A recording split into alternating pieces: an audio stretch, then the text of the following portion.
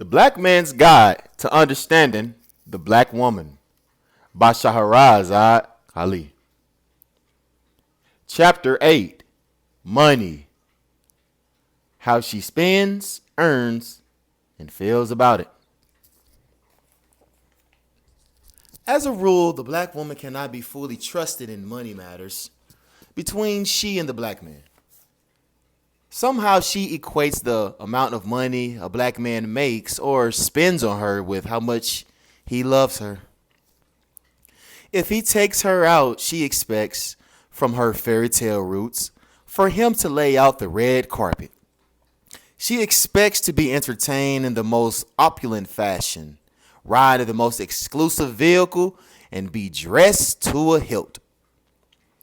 If the man falters on any of the above, he is considered to be cheap and classified and classless, and she will make a bad report about him to her friends. Her meal may consist of the most extravagant entree on the menu, and she may not eat a bite of it, but she wants the black man to prove that he will buy it, but it for her anyway. She wants to be the wine and dined. She wants to be wined and dined, wooed and cooed, kissed and missed every weekend.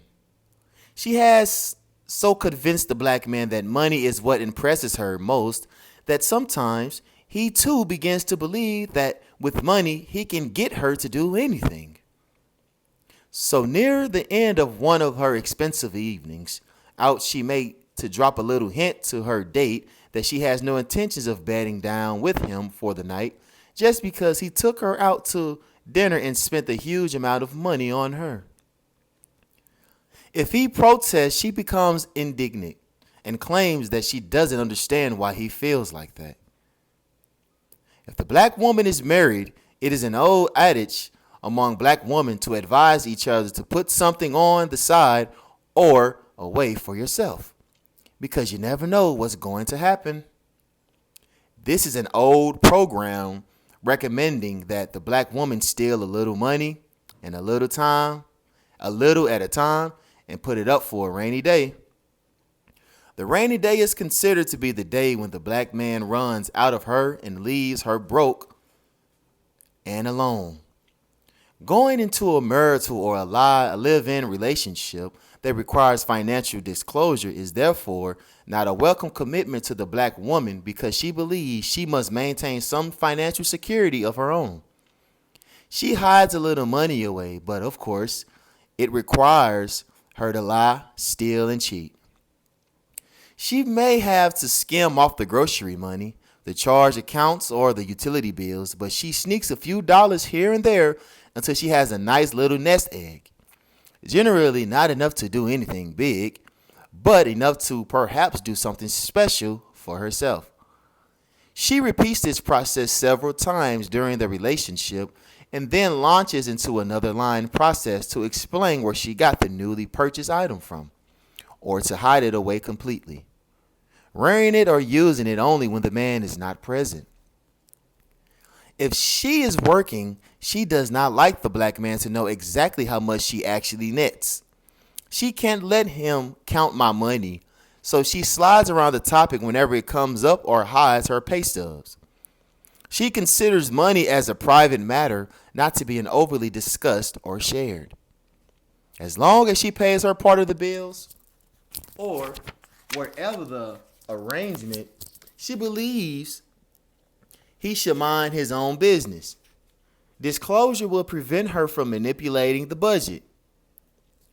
If she does put her money into the home community pot, she often maintains her ownership by referring to her contribution as my money. Any money she earns, she considers her money instead of our money. When the black man finds that a black woman has these kinds of ideas about money, ideas like the man has to spend some money on her if he wants her to be pleasant and have a good time, or that money is the measure used to determine if she will see him again and for how long. He recognizes the root of her idea, which is grounded in being a whore. He may change his format and expect the bounty, which in most cases is sex, which makes him the trick. Plus, no matter how it turns out, she will call her friends and brag the next day about how she made him take her out and spend some money on her, and she didn't do or give him anything back in return. She made the rules, and when it's time for her to pay the cost, she reneges. She also expects the finest of gifts for her birthday or other holidays. She judges the black man's sincerity by how much he spent on her gift, or whether or not he had to sacrifice to buy it. If the gift is unacceptable, she calls her friends and tells them about how jive it was. Usually in front of the black man's face, she will feign surprise and happiness and pretend to be thrilled with the gift. She will also buy him expensive gifts as a way to set the scale on what he should buy her when her turn comes around. If she is trying to impress him or get him to care more about her, she may purchase expensive gifts for him without his knowledge or request. She may buy him things to gain some leverage in the relationship. To her, gift giving is connected to ownership. She thinks that if she does a lot of nice things for him or spends a lot of money on him, that he will remember her kindness and not do her wrong. This is her own script, and the black man knows nothing about it, and it is not used as a reason for him to behave one way or another. She rarely gets what she thinks she's paying for, including no refund.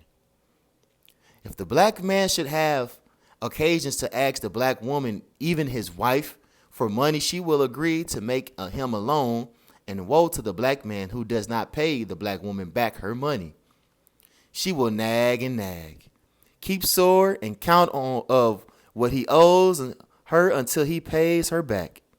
She may keep a tally for a year, compounding interest, reminding him almost daily about his debt to her. She believes that the bottom line of evening is the money. She will buy personal items, usually clothes, for herself and hide them in the back of the closet at her mother's house or girlfriend's house until she sees an opportunity to sneak them in. A few weeks later, she will ease them into her wardrobe. If her man asks about them, will she make up some story about a sale, or that her girlfriend gave it to her, or a family brought it for her? She will hide the charge, account bills or receipts so that her man will never know where the stuff came from. She is selfish when it comes to cash. The black woman would spend up $10 on clothes if she is allowed. And beware of nearly poor black woman who spends a lot of money on clothes or gifts for her man because she may be neglecting her children to do so in hopes of impressing the man with her love or richness. She will also beg or implore the black man to give her money on clothes or other frivolities. The black man can never be sure that the black woman needs or uses the money the way she claims she does. She hides money and sometimes begs every time she sees her man or any whom she knows well enough to ask for money. The black man is sometimes better off actually paying the bills, rent, or buying the baby's shoes himself. At least that way he knows that the money is actually going for what she says she needed it for. She is too slick to just take her word. If the black woman lives with a man or spends the night at his house or spends the night at her house, she is known to sneak and look in his pockets or examine the contents of his wallet. Not always for money, but just to see what he has. If he leaves her alone in his apartment or house, she will look into every drawer and cupboard, checking out every name, address, bill, or scrap of paper. She thinks that the black man is holding out on her, so every opportunity she gets, she checks him out to see what he has or holds dear. She wants to look into anything that she can think will help her learn more about the black man. And she wants to find out what makes him tick, but she is unable to get the real story because of her sneaky practices. Sit down. Her whole life revolves around trying to find out about the black man. She is just going about it in the wrong way. When given the opportunity, she might take a few dollars out of his wallet without his knowledge. When asked to contribute or share a part of her money, she reserves full cooperation because black women do not think highly of each other when found to be giving money to the black man. This practice is connected to them thinking that if a man asks a woman for money and she gives it to him, then he is making a fool out of her. Again, the money is the measure. Sometimes black women will purposely devise some elaborate scheme to meet a black man who has money, big dough, or connections to other successful people. If the black man has a lot of money and is rumored to spend it, he can just about have any black woman he chooses. Even if the woman does not want him, she will consider dating him. He is known to make a lot of money. The financially successful black man can be ever so nice. But if he is noted for being cheap, many black women will not go out with him.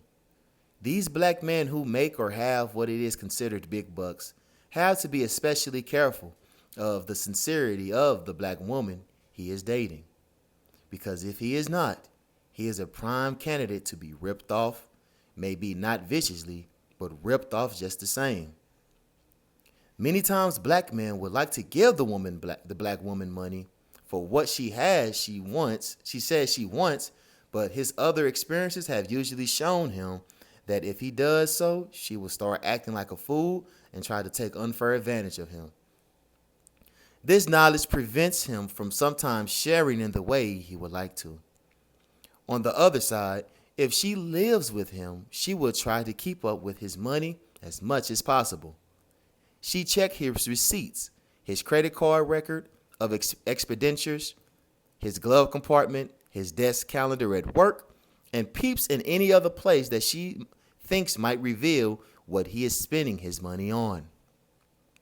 She is never sure if he is spending this money on another woman or not. She also checks to see if he is contributing too much financially to his extended family members, such as his mother, his brother, or his sister. She makes a mental notation if he spends money on his side of his family and makes sure that soon after she spends some money on her side of the family to keep it equal. She does not ever want to find out that she is covering home expenses with her money while he is giving to his family. Since she equates control of her life with control of her man and control of her money, she is always on the lookout for suspicious looking signs that hints that he has spent some money she is unaware of. She will ask him, how much did he pay for such and such, and then try to verify the price to make sure he is telling the truth. She never just takes his word for anything. Sometimes he lies because he knows that she cannot handle the truth and will take him through a lot of hassles and chances about it. So he may lie just to keep her mouth shut and to keep from having a fight. In her psyche, money often is the guide of her life, and she monitors it closely. Sometimes before marriage, she will spend money like it's water, and there is no end to its flow. She dresses fabulously, drives a nice car, and has a nice place to live. She has beautiful jewelry, credit cards, and tax luxurious vacations or trips. After marriage, when she can no longer hide the fact that she has been living on a thin line of financial support, she is ready to dump the entire debt load on her new husband. While he was thinking that she had money of her own and is well endowed, she will only gaming on him to impress him that she is independently in the black. Because some times are so hard and it requires a greater deal of money to live comfortable. The black woman sometimes works outside the home. In other cases, she devises her own career goals and works because she enjoys it and has little interest in staying home and raising a family as a daily responsibility. Many times the black man, if it were not for the financial strand it will put him under. Would rather his wife at home in his house taking care of his children and caring for him. The black woman thinks that if she is not outside in the world, that she will not know what is going on or what he is doing.